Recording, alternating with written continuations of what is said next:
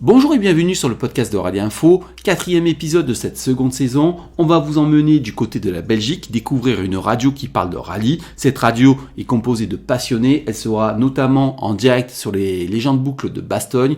En parlant de passionnés, on va vous emmener découvrir aussi Florian Bernardi qui était la voiture zéro du Rallye Monte Carlo. Avec lui, on va voir le rôle de la voiture zéro. On va revenir sur sa saison 2022, mais aussi on va parler de son avenir, de la saison 2023. Vous êtes prêts ? C'est parti !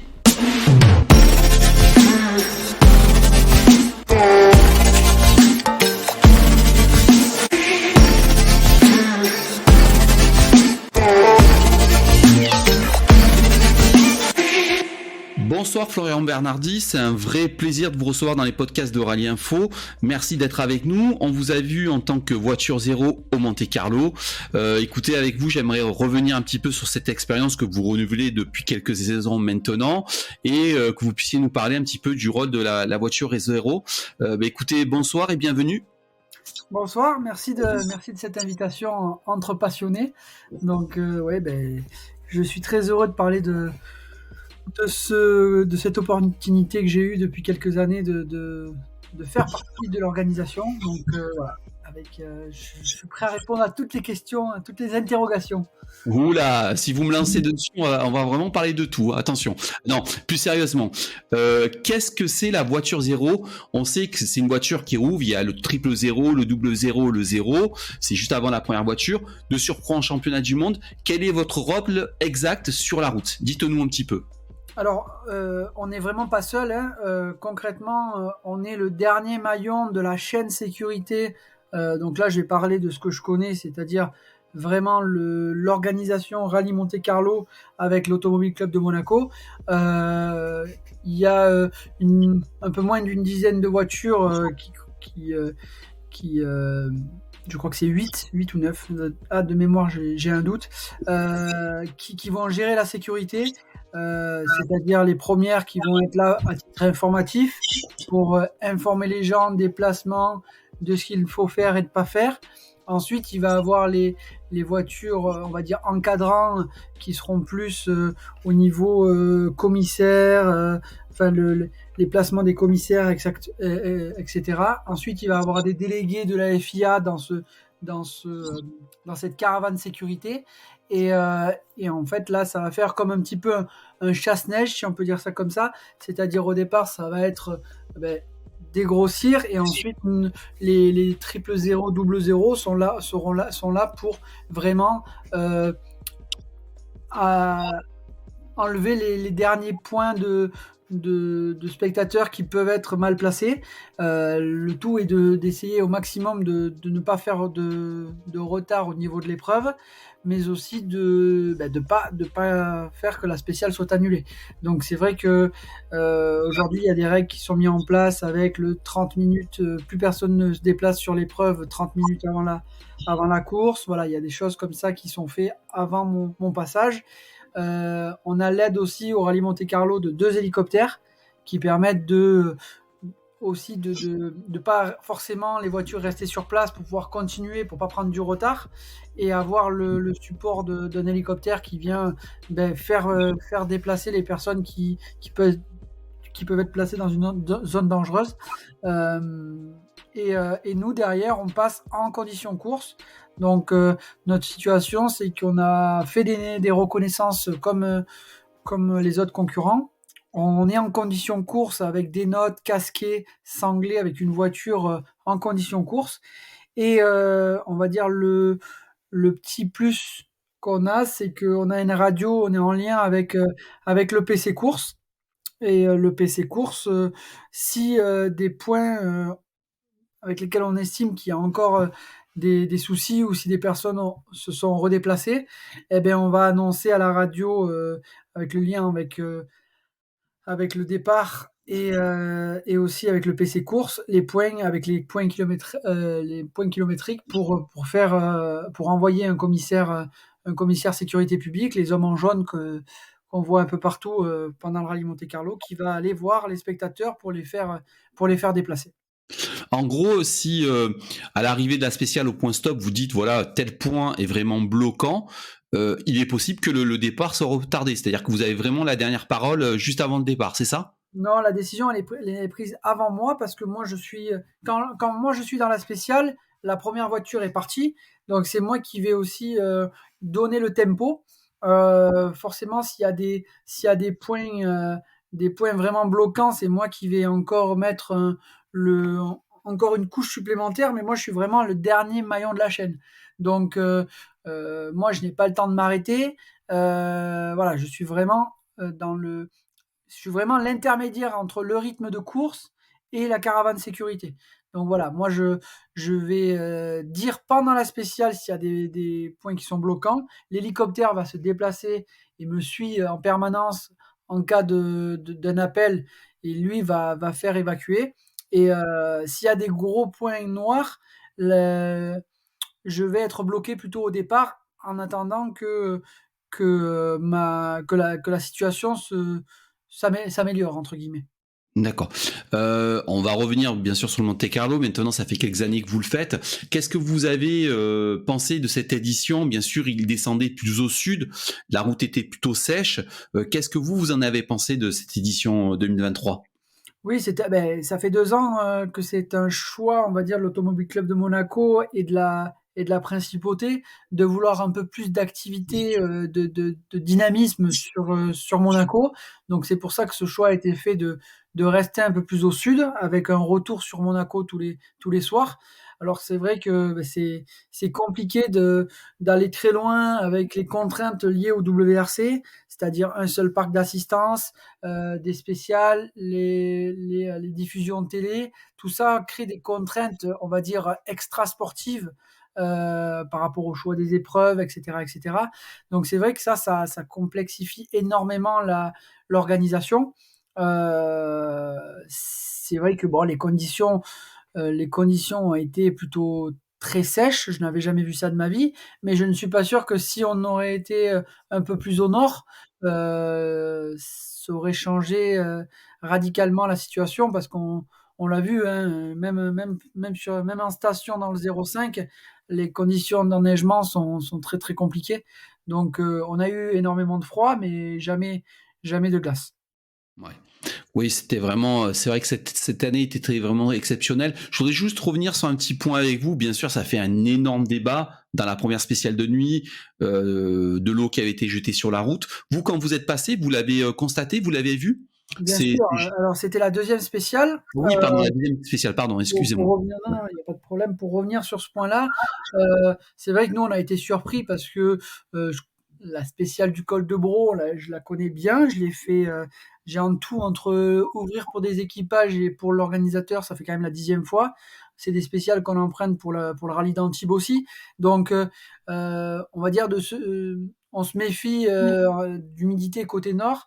Quand on bascule côté sud, quand on n'a pas eu d'eau ni d'humidité côté nord, c'était impossible qu'il y ait le moindre risque de glace ou quoi que ce soit de l'autre côté. Malheureusement, des petits rigolos se sont amusés à mettre une flaque, enfin à mettre de l'eau qui provenait d'une flaque en bord de route au milieu de la route sur du goudron noir. Donc tout ça avec des températures négatives, ça fait que ça a gelé. Nous, quand on est arrivé sur place, en fait, on a annoncé à gauche 2 spectateurs mal placés qui étaient dans le virage précédent. Donc, on est arrivé, on va dire, quand on fait des modifications comme ça, forcément, on se déconcentre un petit peu et on s'est fait surprendre sur cette plaque-là. Nous, quand on arrive sur place, on ne sait pas si cette plaque-là euh, est là depuis 5, 10 minutes, si on ne sait pas si elle est là, si elle était là pendant les ouvreurs, si elle a été mise volontairement, si c'est peut-être un ruisseau qui a débordé, on n'en sait rien. Donc, nous, ce qu'on fait, c'est qu'on annonce à la radio seulement des problèmes de spectateurs et arriver à l'arrivée, parce que c'est pas notre rôle de comment dire, de bloquer la radio avec des longues explications. On est en train de rouler. Hein. Faut pas oublier que la voiture double zéro et même peut-être la voiture triple zéro sont encore dans la spéciale quand nous on y est. Donc le but c'est pas d'envahir la radio. On doit avoir des messages très clairs et très courts. Donc on envoie juste l'info qu'il y a une zone à sécuriser à ce niveau-là, parce qu'il y a un peu des gens un peu partout, quand on a fait le tout droit, qui sont venus de suite sur la voiture. Donc là, il y avait un endroit où il y avait besoin d'avoir un commissaire sécurité publique. Et arrivé à l'arrivée, on annonce cette zone entre guillemets dangereuse. Mais la question se pose, c'est qu'on n'est pas là pour informer des conditions de route, parce que on ne sait pas au moment où j'arrive à l'arrivée, on ne sait pas si les ouvreurs des équipages ont eu ces infos-là. Donc ça a été une grosse problématique. Est-ce que on envoie l'information au départ, sachant que si on envoie au départ, les 4 premiers étaient déjà partis dans la spéciale, donc ces 4 pilotes, ces 4 équipages-là n'auraient pas eu l'info, alors que les autres les auraient eu. Ça veut dire que derrière, au niveau de l'équité sportive, on peut se poser une question au niveau équité sportive. Alors oui, c'est sûr qu'il y a un danger. Au rallye Monte Carlo, des conditions délicates, ça, entre guillemets, ça fait partie du jeu, même si là, elles ont été faites de façon, on va dire, Artificiel. artificielle et volontaire. On a connu des Turini avec des gens qui mettaient de la neige au milieu de la route pour faire du spectacle. Bon, là, c'est sûr que le décalage entre une route sèche et une plaque de verglas, on peut considérer ça que c'est dangereux par rapport à de la neige sur une zone où il y a pas de neige. Le delta d'adhérence est nettement supérieur. Mais voilà, il ne faut pas oublier que notre rôle, il est là pour la sécurité et de l'organisation. On n'est pas là non plus pour envoyer des infos, sachant que aujourd'hui, à des concurrents, sachant qu'on ne pouvait pas les envoyer à tout le monde, et sachant que on ne savait pas si les ouvreurs avaient eu ces conditions-là ou pas. Donc cette question-là est très très difficile, surtout d'un point de vue équité sportif. Oui, mais par contre, vous, enfin, en tant que pilote, on a vu beaucoup de pilotes qui étaient énervés. Ah, moi, Moi, j'étais très énervé, forcément. Sur le coup, j'étais vraiment hors de moi, parce que moi, ça aurait pu créer des problèmes au niveau organisation. C'est-à-dire que, voilà, moi, j'avais pas l'info. On le sait, je suis pas là pour rouler très vite. Je dois prendre une marge importante. Et là, je me suis peut-être un peu, enfin, j'étais un petit peu trop peut-être dans ma zone de confort en me disant, ben là, on a des conditions sèches, il n'y a pas de problème, quoi. Et en fait, voilà, dans les zones où il y a de la neige sur les bords de route, des choses comme ça, je suis très, très, très vigilant. Là, je l'ai peut-être malheureusement été un peu moins en me disant, on a passé le côté nord, les conditions météo sont bonnes, il n'y aura pas de souci. Ce phénomène-là, plus le fait de faire un appel pour 2 spectateurs mal placés, a fait qu'on est arrivé sur la zone de façon. Enfin, on n'était pas en course, quoi. Donc, ça m'a fait. Enfin, et ça m'a mis très en colère, parce que j'ai pas le droit voilà, je suis voiture zéro, donc j'ai pas le droit de faire la moindre erreur. oui, mais plus loin que ça, vous êtes pilote, moi je vous connais, vous avez roulé dans des très très belles autos, j'espère que vous allez encore rouler dedans. On sait les budgets engagés, et moi j'ai eu l'impression que sur ce point-là, c'était peut-être une petite déviance du rallye, c'est-à-dire que on aime qu'il y ait des spectateurs, moi-même je suis spectateur, mais j'ai l'impression que ça peut être après la porte ouverte un petit peu tout, et c'est Ah ça qui oui, m'a dérangé dans ce passage. je suis Qu'est-ce que d'accord. vous, à titre perso, vous avez pensé de ça?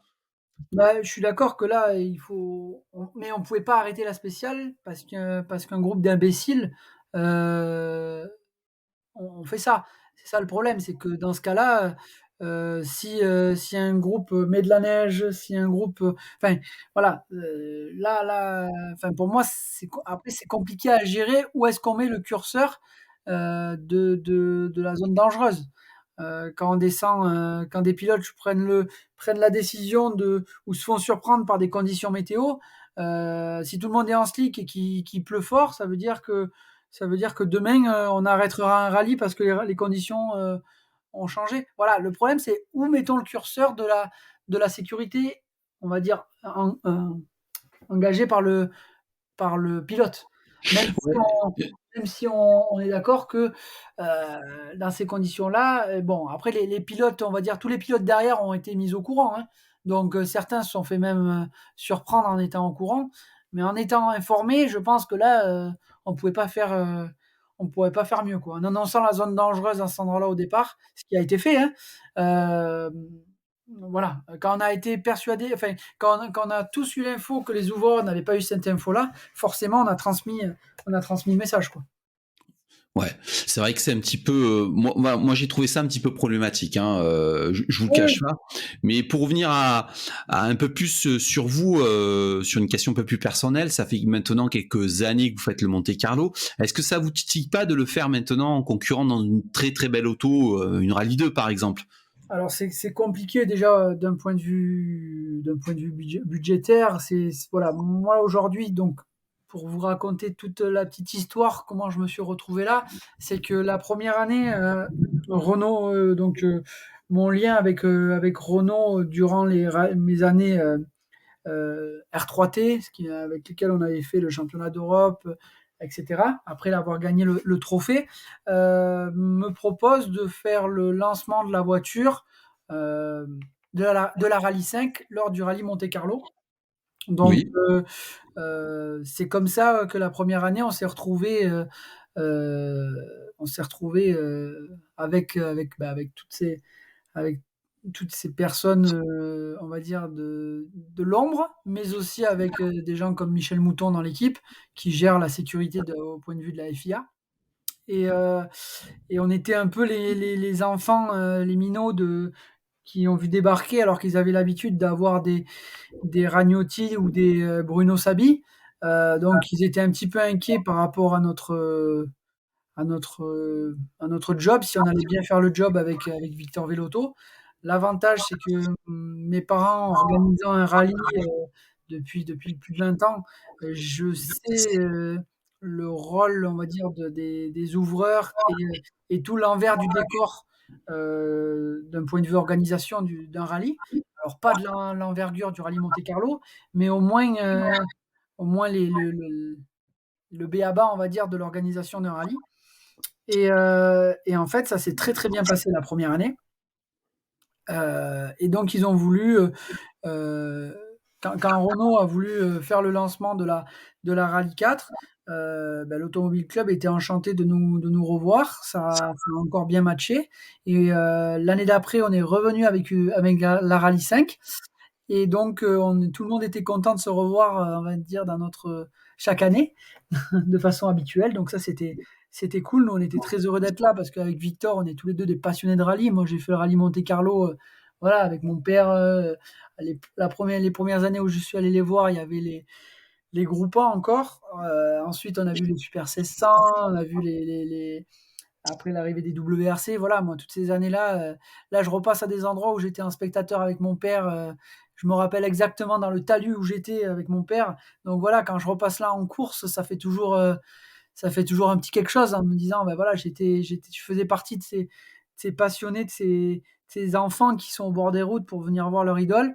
Et voilà, aujourd'hui, je suis au volant de la voiture zéro, quoi. Donc, avec Victor, ça nous fait quelque chose parce que Victor est passionné, mon copilote, de l'histoire du rallye aussi. Donc, travailler avec Marc Duez et Michel Mouton, voilà, vous m'auriez dit ça il y a encore quelques années, je vous aurais dit, mais vous n'êtes pas fou. Donc voilà, et malheureusement, le contrat, le partenariat entre Renault Sport et l'Automobile Club de Monaco, qui avait plus de 30 ans, s'est arrêté l'année dernière. Donc on a eu la chance cette année d'avoir l'appel directement de l'Automobile Club de Monaco, qui nous a demandé si on voulait venir directement travailler avec eux, sans passer par l'intermédiaire de Renault Sport.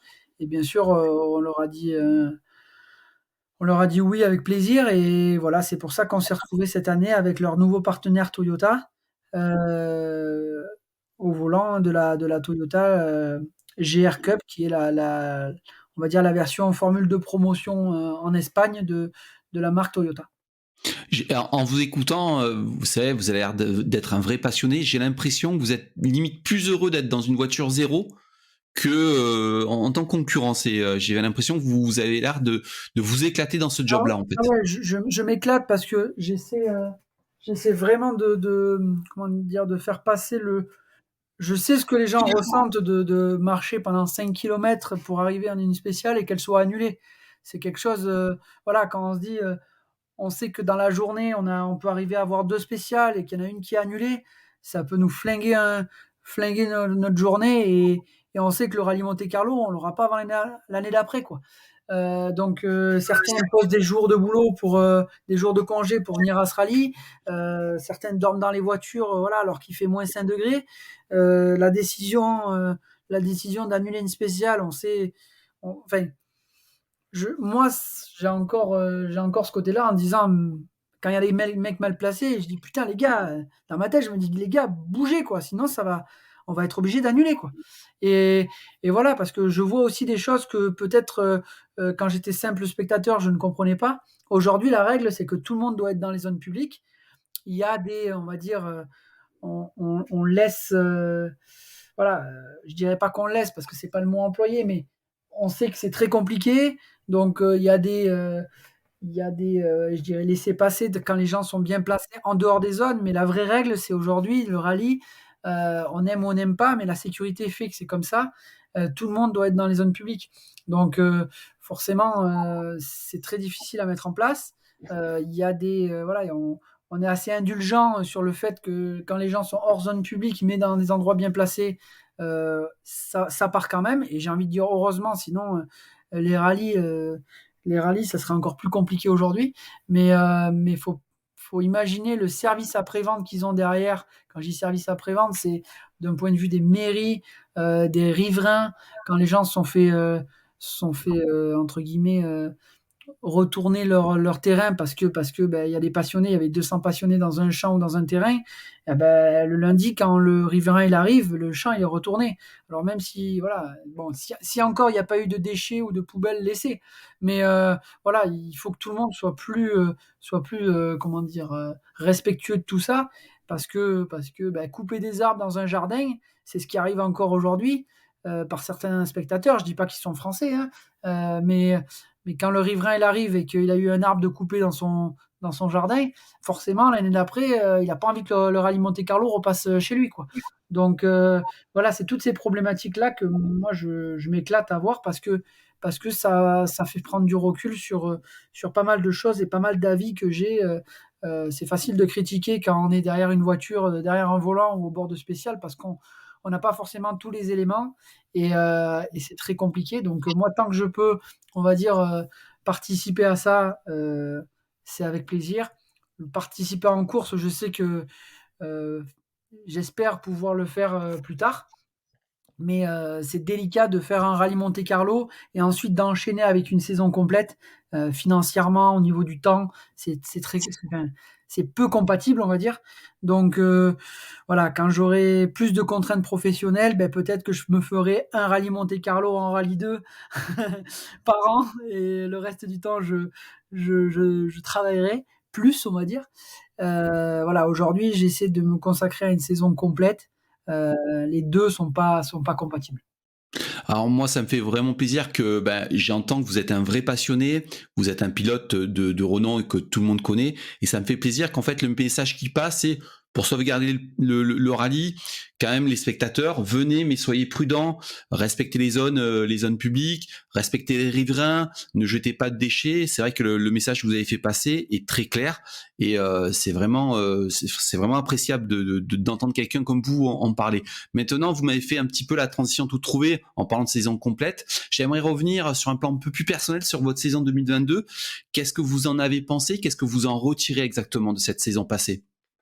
Ouais, c'était une opportunité incroyable pour moi par rapport à mes moyens. Après toutes ces années de passer de la deux roues motrices, on va dire, à la quatre roues, je pensais franchement jamais y arriver sur une saison complète. Le programme est parti avec ce fameux programme avec M-Sport et le Team Sarrazin. Ça s'est fait relativement au dernier moment. C'était pas ce qui était prévu, on va dire à cette heure-ci l'année dernière. On partait pas du tout dans cette optique-là. Le fait d'avoir eu cette opportunité, d'avoir un soutien de M-Sport était juste incroyable. Ça s'est pas forcément passé comme on voulait. Le projet qui était, on va dire, pour 4 courses, s'est arrêté au bout de la deuxième dû à un manque de performance qui pour moi n'en était pas un, mais Voilà, c'est quand on a des attentes de constructeurs, et ben voilà, il faut accepter que le programme peut s'arrêter avant. Ça fait partie, malheureusement du revers de la médaille, si on peut dire ça comme ça. Après bon, pour la satisfaction personnelle, on a vu que derrière, tous les pilotes qui ont essayé de performer avec cette voiture ont eu aussi beaucoup de mal, même les plus expérimentés. Donc ça m'a ça m'a conforté dans ma performance parce qu'on était tout le temps en progression sur les deux premières courses. Donc on a fini à moins de 4 dixièmes des meilleurs pilotes français. Donc sur des spéciales. Donc pour moi c'était très très positif. Quand le programme s'est arrêté, ça a été très compliqué de rebondir parce que ben voilà, on a eu des partenaires qui nous ont suivis.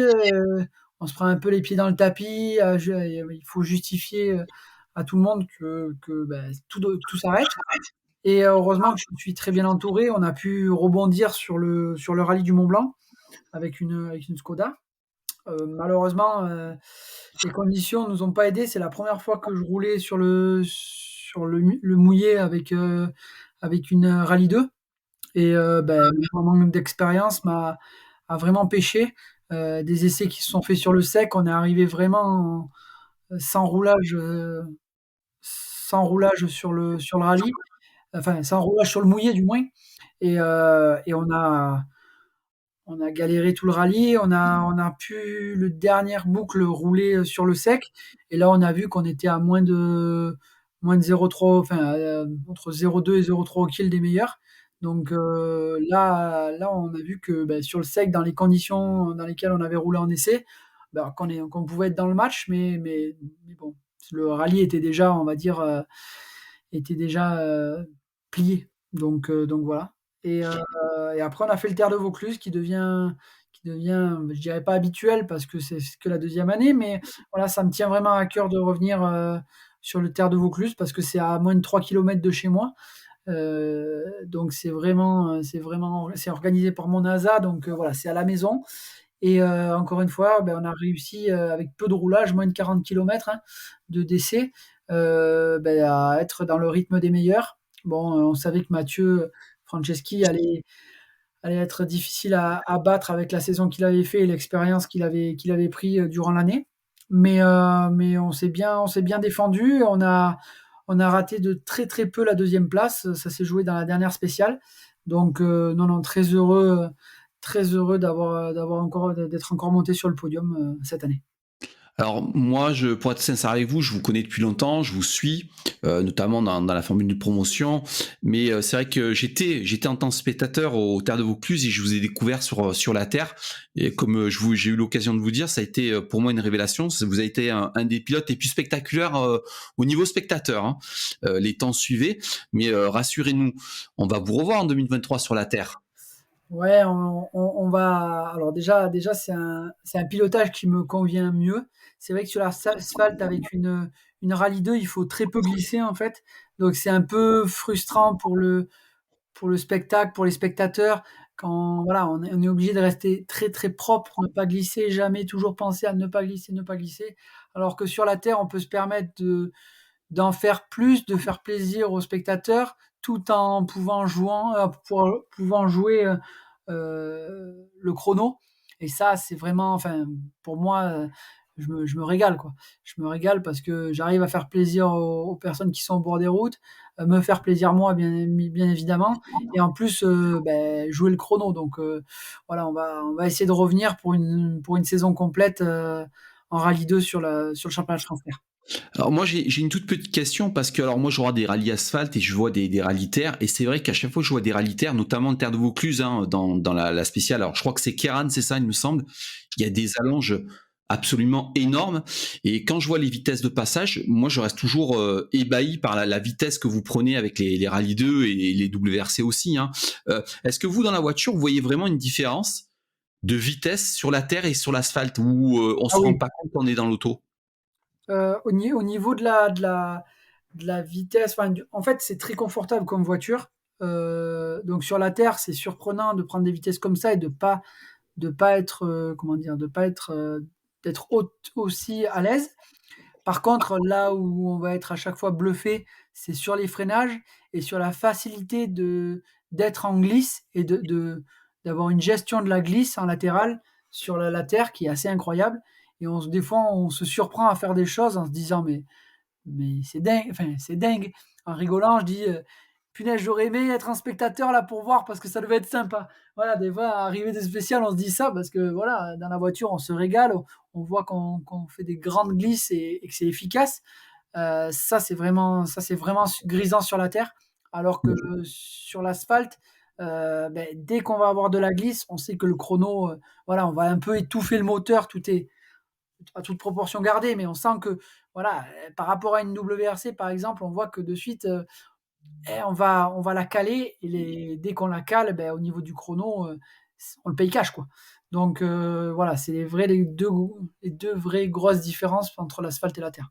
Ah mais je vous rassure de suite, hein. Enfin, je sais pas si vous visualisez peut-être l'endroit, c'est dans la spéciale, je crois que c'est Kieran, je sais plus, enfin il y a des longues allonges et c'est vers l'arrivée, vous arrivez d'une très très longue allonge. Si c'est dans les vignes, c'est travaillant. Ouais, travaillant, vous avez une longue allonge avec un sous-bois, vous arrivez dans un sous-bois avec un droit derrière, vous arrivez à une vitesse, enfin moi je me dis à chaque fois, mais ça passera jamais, et à chaque fois ça passe, quoi. C'est hallucinant la vitesse que vous prenez. On arrive à se freiner sur le latéral et à planter les freins. Le grip au frein sur la terre est assez incroyable et arriver aussi à garder de la vitesse en latéral, ça c'est assez bluffant quand entre guillemets quand on est arrivé au niveau du cerveau à comprendre que la voiture est capable de faire ça, parce que les plus grosses problématiques c'est ça, c'est de se dire la voiture le permet, quoi. Donc une fois, ça m'est arrivé plusieurs fois de dire waouh, mais en fait là il y a encore, enfin il y a encore de la marge, quoi. Des fois on a l'impression d'être au maximum de l'auto et en fait on va se dire mais non, mais en fait il faut en mettre encore parce que ça se conduit comme ça. Et c'est ça qui est le plus compliqué, le plus compliqué à comprendre et plus difficile à passer les steps, quoi. En se disant mais la limite elle est où, quoi? Et en fait, la limite elle est très très haute avec ce genre de voiture quand c'est bien réglé, quoi. Alors, je vais vous poser 2 petites questions, hein. Après je vous libère. C'était un vrai plaisir de discuter avec vous. Merci. Alors, s'il y avait un choix à faire pour 2023, la terre ou l'asphalte? La terre. La terre? Ouais, sincèrement, ouais, c'est la terre parce que il y a plusieurs raisons en termes de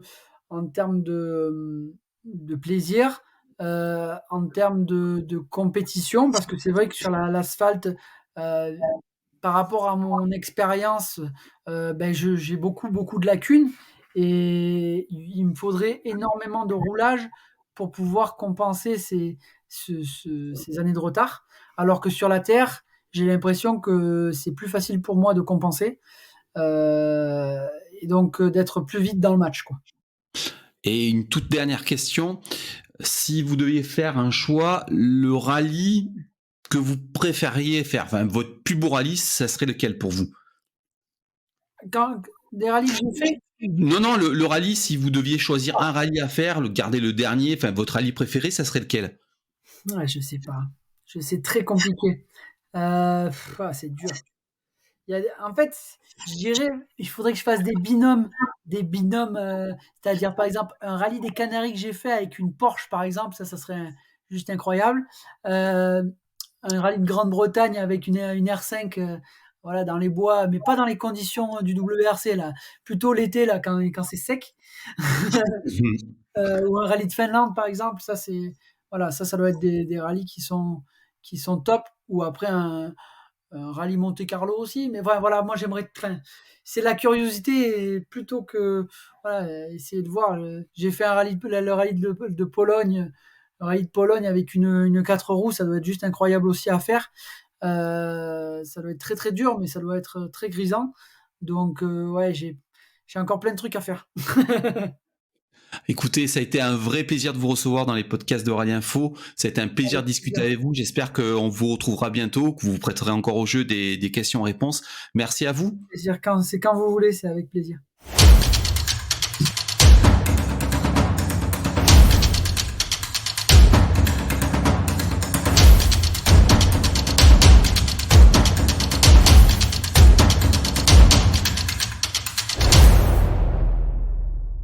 Et maintenant, on part du côté de la Belgique, découvrir une web radio qui parle de rallye, rencontrer Eric Tripars, qui sera lui aussi sur les légendes boucles de Bastogne. Vous êtes prêts? Allez, on y va, direction la Belgique.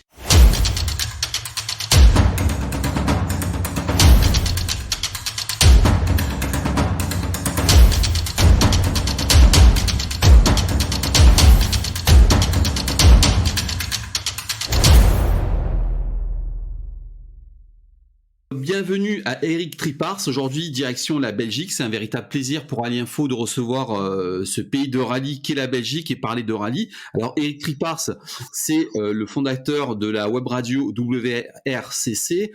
Bonjour Eric. Oui, bonjour. Oui, alors il y a un petit peu d'accalage entre la Belgique et la France, mais ça va aller. Écoute, dis-moi, présente-nous un petit peu ta radio et comment ça se passe de l'autre côté de la frontière. Dis-nous. Alors dans ce pays, naturellement un véritable vivier pour le rallye depuis de nombreuses décennies, la radio est née, il y a quelques années. En 2015, on a, créé une radio complètement indépendante, des radios que vous avez l'habitude d'entendre, en France ou ailleurs dans d'autres pays. Une radio indépendante qu'on a créée et qui est exclusivement dédiée au rallye. Donc on est présent, sur plusieurs rallyes, du championnat de Belgique, tout au long de l'année et même hors du championnat puisqu'on sera aux Legend Boucle de Bastogne la semaine prochaine en historique. Et donc, on a des personnes du milieu du sport automobile qui, pendant tout un week-end, parlent rallye et uniquement rallye. Alors, est-ce que là, alors la première question que je vais te poser, parce que nous on est en France, bien sûr. Moi, je suis les rallyes depuis de nombreuses années. Tu sais, moi, les noms comme Renaud Verreit, Pascal Gaban, Van de Woevert, tout ça, ça m'a baigné beaucoup mon adolescence et même ma jeunesse. C'est vraiment un pays de rallye. Est-ce que ta radio est disponible en France? Comment on fait pour l'écouter si on désire, par exemple, suivre les boucles de Bastogne? Les Ah, légendes mais c'est ça boucles de Bastogne. qui est exceptionnel à notre époque, c'est qu'on a inventé l'Internet et que grâce à cela, on peut vous dire que on nous suit parfois du monde entier. On a des SMS, des messages, des messengers, des WhatsApp qui nous disent, tiens, on est à Madagascar, on est sur la côte d'Azur et on vous écoute parce que malheureusement, le rallye se déroule en même temps que nos vacances ou un séjour à l'étranger. Donc, si vous vous branchez sur www.radiorally.be, automatiquement, vous allez être connecté en streaming sur la radio du rallye. Donc les gens qui sont les plus proches, c'est facile, ils se mettent la radio dans la voiture ou dans la maison en FM, en fréquence modulée. Et puis l'autre manière, c'est effectivement via Internet, www.radiorally.be ou sur le site de l'organisateur du rallye où on est chaque week-end ou chaque fois qu'on doit se déplacer. Et là, chaque fois, il y a un lien qui renvoie. Et puis un autre truc hyper sympa, la seule chose, c'est que pour les droits d'auteur, on est obligé de sucrer la musique. C'est via Facebook, WRRC Radio Rallye en Facebook. Et là, vous avez même des vidéos, puisqu'on nous voit avec des caméras à travers le studio, nos invités, des on-board avec les caméras dans les voitures, ou alors carrément dans les spéciales, voire sur le podium. Donc c'est assez vivant, quelle que soit la manière dont vous nous écoutez. Alors, nous, côté français, tu dois le savoir, on a un petit peu le même type avec FR Media Live. Mais alors, explique-nous, toi, comment se découpe un live, par exemple, sur les légendes boucles de Bastogne? Comment ça se fait? Vous faites des interviews, vous suivez les spéciales en direct, vous interviewez les pilotes au point stop. Comment, en fait, tu t'organises et comment tu fais vivre le rallye? Alors, le rallye se vit à deux vitesses, dans deux endroits. Donc d'abord, on a le studio où on a des animateurs et des journalistes qui font vivre soit les résultats qui apparaissent sur les écrans, soit avec des invités qui viennent à notre micro en direct du studio. Il faut savoir que la Belgique est un pays un petit peu compliqué, donc on a automatiquement un journaliste francophone et un néerlandophone, de manière à faire l'équité entre tous les auditeurs et les participants, puisqu'on vient de tout le pays pour les manches des rallyes. Et la deuxième manière de faire vivre ce rallye, vous l'avez dit, c'est en direct des spéciales. Donc on a une équipe avec un chauffeur et un journaliste qui fait toutes les spéciales paires, la 1, les impairs, la 1, la 3, la 5, la 7, etc. Et puis l'autre qui fait la 2, la 4, la 6, la 8 et ainsi de suite. On couvre toutes les spéciales. On couvre également les regroupes, le parc d'assistance, les zones médias. Donc ça veut dire qu'on bascule en permanence entre le studio et les spéciales ou les parcs d'assistance avec nos journalistes qui sont en direct. Alors, sur la saison 2023, donc tu vas couvrir l'ensemble des épreuves du championnat belge des rallyes, c'est ça? Alors, on ne couvre pas tout le championnat parce que il faut savoir qu'il y a des accords de longue date en certains organisateurs et des radios locales avec lesquelles ils ont lié des contacts depuis longtemps. Mais par contre, on est présent sur la plupart des manches du championnat de Belgique, donc c'est-à-dire les principaux rallyes, le rallye de Wallonie, le Condro, Spa, on est à Ypres, etc. Et également au Legend Boucle de Bastogne la semaine prochaine. C'est un petit peu je vais dire, la petite parenthèse dans le championnat BRC du championnat de Belgique des rallyes, parce que c'est un événement hyper populaire où on retrouve notamment des noms que vous avez cités tout à l'heure, comme Jean-Pierre Van Der Haar, comme Pascal Gaban. On y retrouvera également tous les plus grands noms du rallye belge, à savoir Marc Duhay, Patrick Sneyers, des gens que vous avez connus par le passé en France ou au niveau international. Et puis, si vous ne le savez pas, c'est un scoop depuis hier. On accueillera également François Delecourt, qu'on a eu la semaine passée sur le Monte Carlo Rallye. François Delecourt est l'invité d'honneur sur le rallye des Legend Boucle de Bastogne la semaine prochaine à partir du vendredi 3 jusqu'au dimanche 5. Alors tu me fais la transition toute trouvée. Oui, effectivement, François sera aux légendes de Bastogne. Il n'y a pas que lui, il y a aussi côté français d'autres pilotes comme Éric Maufrey qui est annoncé là-bas. Et à chaque fois des plateaux extraordinaires. Est-ce que toi, tu peux un petit peu nous présenter ce que sont les légendes boucles de Bastogne parce que en fait, en France, on en entend parler. C'est un gros événement, mais est-ce que toi, tu pourrais vraiment nous présenter un petit peu l'épreuve? Alors, les Etienne Boucle de Bastogne, donc c'est un rallye qui ne compte pour aucun championnat, mais c'est le rallye, assez paradoxalement, où tout le monde veut être. Donc c'est vraiment exceptionnel. C'est un rallye qui attire énormément de monde. On va tourner aux alentours des 250 voitures réparties dans plusieurs catégories la semaine prochaine. Il y a la catégorie Legend, qui est une catégorie de vitesse, comme on peut le vivre dans un championnat de France des rallyes ou un championnat du monde WRC. Puis alors après, il y a les catégories de régularité, 65 km/h et 50 km/h. Donc c'est vraiment un rallye avec des spéciales et des RT, des regularity tests, donc comme je le disais, qui ne correspond à aucun championnat. Mais par contre, pourquoi est-ce qu'il y a autant d'engouement sur l'épreuve des Legend Boucles de Bastogne? C'est par rapport à l'endroit où ça se déroule. Ça se déroule dans les Ardennes côté luxembourgeois, donc c'est vraiment la frontière entre la France, le Luxembourg et la Belgique. Donc, et c'est un endroit qui est vraiment exceptionnel. Pourquoi? Parce qu'on y retrouve un petit peu de Suède, comme il y a de la neige pour le moment, un petit peu de Finlande parce qu'il y a énormément de terre, et puis des parties asphalte, mais qui sont quand même dans des endroits magnifiques, à savoir des coups de feu. Donc il y a des spéciales, par exemple, de 25 km où on ne rencontre pas une seule maison. C'est exceptionnel en rallye à l'heure actuelle, surtout en Belgique où on a l'habitude de tourner autour des clochers, des cimetières et des églises. Donc là, c'est vraiment un truc exceptionnel. C'est des parcours de grands garçons avec pas mal de terre, avec du 100% terre le dimanche et un peu moins de terre le samedi. Et c'est pour ça que tout le monde veut y être, vraiment pour le fun. C'est un rallye exceptionnel qui est né sur les cendres des boucles de Spa. Il faut savoir que l'organisateur Pierre Delettre a organisé les boucles de Spa pendant plus de 30 ans. Et puis il est parti de Spa pour aller dans cette région de Bastogne pour la bonne et simple raison que ça commençait à être compliqué d'organiser une épreuve d'aussi grande envergure avec 250 voitures dans la région de Spa. Et dès lors, il a trouvé refuge dans la région de Bastogne, où je peux vous dire qu'il y a pas mal de communes, de villes qui attendent le passage du rallye. Il y a même une liste d'attente, hein, l'endroit est vraiment tout à l'écoute de ce rallye, et ils ont vraiment envie que le rallye passe dans cette région. Et quand vous voyez le plateau, on a déjà cité quelques noms, on pourra encore en citer d'autres, c'est exceptionnel, avec non seulement des pilotes, des noms prestigieux, mais également des voitures prestigieuses, puisqu'il y aura, outre naturellement les Porsche 911, les Ford Escort Mach 1 et Mach 2, il y aura également des voitures insolites. Ça va depuis la Citroën Diane, la Citroën 2 chevaux, à une Chevrolet Corvette 5 litres 7 pilotée par Patrick Sneyers, 7 fois vainqueur de l'épreuve, été champion d'Europe également des rallyes dans les années 90. Donc c'est vous dire si le plateau est riche, le parcours est exceptionnel, et puis que dire des voitures, franchement ça vaut la peine. Il faut venir à Bastogne la semaine prochaine, ce sera to be. Moi, je suis avec attention, même si je suis en France, je suis attention les rallyes en Belgique, notamment les légendes de Bastogne, parce que il y a vraiment des voitures magnifiques comme la BMW M3 que Nicolas Siamin a pu piloter. Mais plus loin que ça, on a l'impression que tu me parlais des boucles de Spa. Alors tu me dis si je me trompe, il y avait cette fabuleuse spéciale de la Clémentine, c'est ça? Exactement, la spéciale de la clémentine, que l'on a un petit peu retranscrit dans la région de Bastogne avec un petit clin d'œil, puisque maintenant ça s'appelle la spéciale de la mandarine. N'y voyez pas de jeu de mots, il y a le jeu de mots effectivement. Et c'est une spéciale qui est vraiment la clémentine bis. Et ben si vous connaissez un tout petit peu la clémentine de Feu les boucles de Spa, on peut vous dire que c'est comme ça pendant toute la journée de dimanche. Toute la journée de dimanche, c'est le même tracé que la clémentine. Vous imaginez un petit peu le tableau. Ouais, et en fait, je voulais rebondir, je voulais te poser une petite question aussi, c'est qu'on a l'impression, vu de France, que la grosse différence entre chez nous et chez vous, c'est que le rallye, c'est une culture, c'est un engouement, c'est une fête, et que à chaque fois, les villes, les régions se mobilisent à 100% derrière le rallye, ce qui est un petit peu en train de se perdre en France. Les rallyes en France, c'est un petit peu devenu compliqué à organiser, à faire passer un peu de partout, alors que chez vous, en Belgique, ça vraiment, c'est une fête, tout le monde se mobilise. Est-ce que toi, tu ressens ça aussi, comme moi, je peux le ressentir?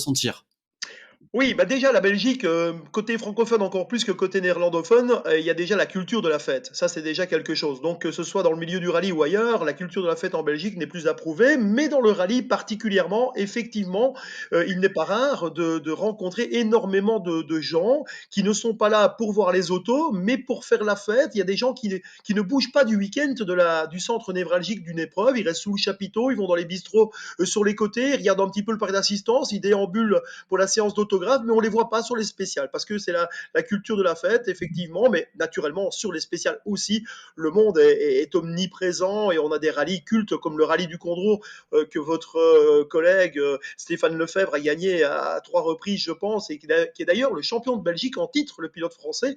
Il vous dirait que c'est exceptionnel. Nous qui l'avons à notre micro à l'interview de WRRC régulièrement, il dit il y a des endroits, c'est le championnat du monde, c'est le Portugal, il fait des parallèles avec des épreuves mythiques du championnat du monde, tant l'engouement sur le bord des spéciales est assez impressionnant, c'est vrai.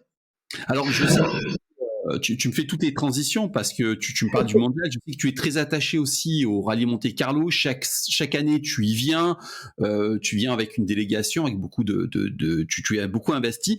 Est-ce que on va parler un petit peu du Monte Carlo avec toi, hein, mais Ouais. est-ce que toi, ça te titille pas de t'exporter un petit peu, par exemple, de couvrir des épreuves internationales ou nationales comme en France, parce que on a vu que cette saison, le Monte Carlo, c'était très compliqué. On n'a pas eu beaucoup d'infos et c'est vrai qu'une web radio ou nos radios comme la tienne, ça manque. Est-ce que ça te titillerait pas de t'exporter un petit peu de la Belgique? Ah ben écoute, si, tu me tends une perche parce qu'en réalité, moi qui vais sur certaines épreuves du championnat de France et sur l'épreuve effectivement du championnat du monde avec le Monte-Carlo, on a eu par le passé des radios où on sentait bien que ça manquait un peu de professionnalisme au niveau rallye, mais ce n'est pas du tout une critique, c'est juste un constat. C'est-à-dire que ce qui se passe, c'est que les organisateurs des rallyes prennent souvent contact avec une radio partenaire avec lesquels ils ont des accointances, avec lesquels ils ont des accords au niveau publicitaire, au niveau autre arrangement. Mais le problème, c'est que ça s'arrête là et qu'ils ne mettent pas derrière le micro des gens qui ont la compétence du sport moteur et qui sont des gens qui sont des animateurs, qui sont déjà présents tout au long de l'année dans ces radios. Des fois, ils s'encadrent de personnes compétentes, d'anciens pilotes, etc. Mais c'est pas toujours le cas, c'est même rarement le cas. Et ça, c'est le gros avantage de notre radio, c'est que tous les journalistes qui sont derrière les micros sont des journalistes spécialisés dans le sport moteur. Donc ça veut dire qu'on a vraiment des gens compétents qui savent de quoi ils parlent. Et c'est toujours un plaisir pour les auditeurs d'entendre des interviews avec des questions pertinentes dans le monde du sport moteur. Et effectivement, sans vouloir vraiment être prétentieux, on a un produit de qualité et qu'on a parfois tendance à être un peu frustré d'aller dans des manches un peu plus importantes, que ce soit en France ou en championnat du monde au Monte-Carlo, comme ça a été le cas ces dernières années, voire encore cette fois-ci. On se dit, ben, on aurait tout à fait notre place ici, avec notre compétence pour pouvoir travailler en France, d'autant plus qu'on parle la même langue et qu'on s'entourerait en plus de pilotes ou d'ex-pilotes de l'Hexagone pour pouvoir encadrer les épreuves en France. On a déjà eu des contacts avec Simon Jean-Joseph, avec Jean Ragnotti, donc des sommités en France avec qui on pourrait collaborer sans aucun problème en France. Alors, je vais rebondir avec toi avec deux petites questions sur le championnat du monde des rallyes. Alors, la première, c'est tu étais au Monte Carlo. Qu'est-ce que tu as pensé de cette édition 2023? Mais tout d'abord, que la suprématie des Toyota en 2022 se confirme en 2023. Une fois de plus, j'ai l'impression que c'est Toyota qui a le mieux travaillé sur les évolutions, même si elles n'ont pas été énormes entre 2022 et 2023 par rapport à la saison dernière, forcément, puisque là, on est reparti d'une feuille blanche avec l'arrivée de la voiture hybride. On remarque que Sébastien Ogier est encore au-dessus du lot quand il est à domicile, voire même quand il est à l'extérieur. Juste derrière, on voit qu'on a fait un doublé Toyota. Et une fois de plus, du côté de chez Hyundai, on parle de problèmes de réglage, de problèmes de choix de pneumatiques. J'ai l'impression qu'il y a encore des têtes qui ont changé pendant l'hiver. C'est jamais bon au niveau de la stabilité. Forcément, ça en découle sur le comportement des voitures et des pilotes. Et si même Thierry Neuville fait un excellent résultat avec cette troisième place, on voit qu'il y a déjà des écarts importants parce que jamais il n'a pu menacer les Toyota. Donc ça fait un petit peu peur pour le championnat, pour le spectateur ou le supporter neutre de rallye. J'ai l'impression, sauf vraiment revirement de situation énorme, mais j'y crois pas trop que Toyota va de nouveau survoler les débats, que Hyundai sera forcément derrière, parce que derrière, il n'y a plus grand-chose. Il y a Malcolm Vinson qui s'est entouré de Ott Tanak, ça c'est vraiment une très bonne chose au niveau pilote, parce que Ott Tanak n'a jamais été en odeur de sainteté au sein de l'écurie Hyundai, et ça en est ressenti sur son comportement en rallye. Malheureusement, on connaît, malgré tous les efforts de Malcolm Vinson, les budgets limités au niveau de chez M-Sport et Ford. Donc, j'ai un peu l'impression qu'on part quand même, encore une fois, pour une suprématie de chez Toyota, même s'il faut encore attendre 2-3 rallyes. On sait qu'il y a la Suède qui arrive avec des conditions hivernales qu'on n'a pas eu au Monte-Carlo cette année. Et puis, on aura le Mexique avec la Terre et la Caillasse. Donc, on aura 3 rallyes qui seront assez révélateurs. Je pense qu'au mois de mars-avril, on pourra se faire un petit peu plus une idée sur les forces en présence dans ce championnat du monde. Alors, tu sais, chez nous, on a eu Sébastien Loeb, Sébastien Ogier. Nous, en France, il y a Adrien Formeau, mais on cherche vraiment la relève qui serait capable de reprendre le flambeau en championnat du monde des rallyes. Vous, en Belgique, il y a eu Bruno Thierry, Freddy Loax, François Duval, il y a maintenant Thierry Neuville. Est-ce qu'il y a la relève qui se profile aussi chez les jeunes en Belgique ? Alors, c'est difficile à dire, c'est toujours difficile d'avoir un avis par rapport à ce que l'on constate sur les rallyes, parce que les pilotes changent parfois de copilote, parce qu'il faut des budgets, que des copilotes amènent des budgets, ils ne roulent pas toujours sur les mêmes montures, ils ne roulent pas parfois pendant 2 mois ou 3 mois, ils ne roulent pas, ils ont un manque de rythme, de roulage, donc c'est assez compliqué. Par contre, ce qu'il y a de bien en Belgique, mais vous avez ça également en France avec la Fédération française automobile, c'est qu'on a le RACB National Team, donc le Royal Automobile Club de Belgique, qui chaque année met un jeune pilote sous sa houlette avec des moyens assez officiels. Et pour l'instant, on a un certain Tom Ransonnet, il a à peine 20 ans.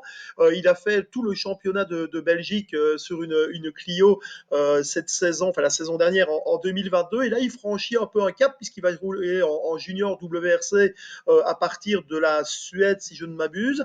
Et lui, il est non seulement bien encadré par la structure nationale de la Fédération nationale belge, mais en plus, il faut savoir qu'au-dessus de lui, la personne qui le chapeaute est un certain Marc Duet, qu'on ne présente plus dans l'Hexagone, donc qui est encore pilote de la voiture zéro réserve au Monte-Carlo. Et donc, c'est un bel encadrement sportif, un bon encadrement logistique, une très belle structure au niveau voiture avec la société CRT de Olivier Cartel. Donc là, on a peut-être quelqu'un qui pourrait à terme titiller certains meilleurs. Mais je ne vous cache pas que entre des Sébastien Loeb, Sébastien Ogier, Ott Tanak, il y a déjà un petit fossé pour moi entre ces pilotes-là et les pilotes qu'on a cités tout à l'heure, que sont Fourmeau, Loubet ou d'autres pilotes étrangers. Donc avant d'avoir un deuxième Thierry Neuville en Belgique, je pense qu'on devra encore attendre quelques saisons, c'est sûr. Ça a été vraiment un plaisir de discuter avec toi, d'échanger un petit peu des rallyes internationaux en Belgique, de présenter ta web radio. Avant de se quitter, est-ce que tu peux me rappeler comment on fait une dernière fois pour t'écouter depuis la France et depuis un petit peu tout le reste du monde, s'il te plaît? Alors, le plus facile, c'est de se brancher directement sur le site de notre radio, parce que naturellement, comme ça évite de passer par tous les organisateurs rallye après rallye. Donc, encodez www.radiorally sans E, hein, radiorally.be, ou alors la page Facebook où vous aurez également tous les éléments de réponse à vos questions. WRRC, un petit jeu de mots, un petit clin d'œil bien sûr à WRC, Web Radio Rally Communication sur la page Facebook, et là vous aurez également toutes les informations, et vous nous verrez dès la semaine prochaine à partir du samedi 4 en direct de la place Macauliffe de Bastogne pour les Legend Boucle 2023, et puis le reste de la saison on sera du côté de Bertry, on sera au rallye de Wallonie à Namur au mois d'avril, et puis d'autres épreuves comme le Porsche Vordaise au mois de juin, et puis on enchaînera avec d'autres rallyes pour la deuxième partie de la saison. Eh bien, écoute, ça a été un plaisir de discuter avec toi. Je te remercie pour ton temps. Eh bien, écoute, très bonne saison à toi et à très bientôt sur les podcasts de Rallye Info. Merci. Merci à vous et à très bientôt.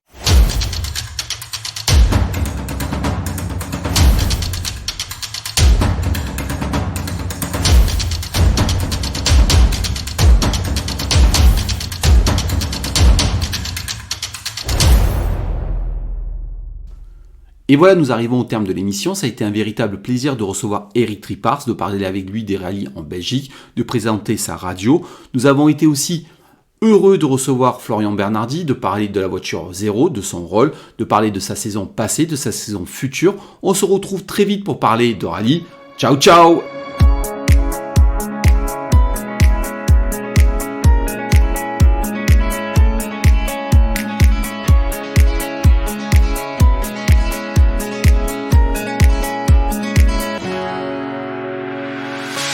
The sun lays so brightly up in the summer sky. I shouted at the mountains, watch me shine and fly. But then cracked the thunder and the heavens cried. Our world torn asunder, her heart said goodbye. Now I'm standing in our ashes, feeling the sunshine once again.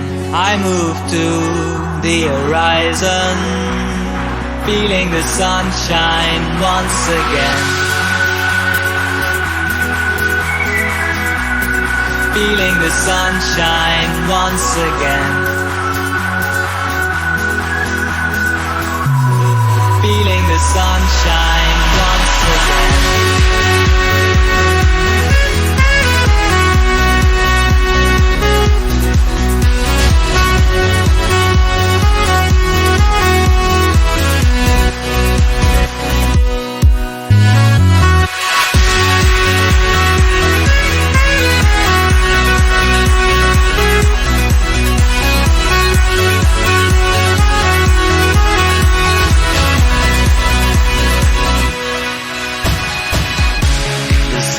So brightly up in the summer sky, I shouted at the mountains, watch me shine and fly.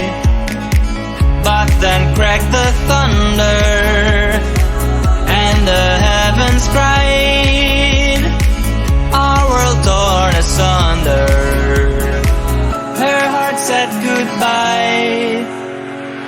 Now I'm standing in our ashes, feeling the sunshine once again. I move to the horizon, feeling the sunshine once again. Feeling the sunshine once again. Feeling the sunshine